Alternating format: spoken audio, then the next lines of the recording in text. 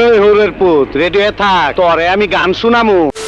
Guys, এই ভিডিওটা তোমরা হয়তো সবাই কম বেশি দেখছো, যেখানে একটা রিকশাওয়ালার প্যান্টে বেল্ট না থাকার কারণে সুতা দিয়ে সে প্যান্ট বেঁধে রাখছে এবং সেটা দেখে তার রিকশায় থাকা দুইটা মেয়ে সেটা নিয়ে হাসাহাসি করছে। মানে উনি এখনো আমাদের দুইজনের নিয়ে যাইতে পারতেছে না।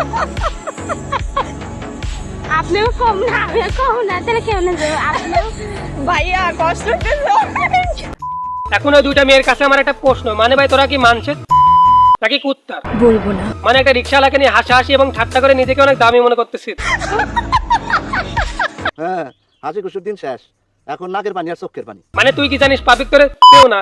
ঠিক বলেছো। মানে একটা মানে জীবন যুদ্ধ করে উপার্জন করে সংসার চালাচ্ছে, তা তো বটেই। আর তাকে নিয়ে ওর মতো চোত্রা হাসাহাসি ঠাট্টা করছে।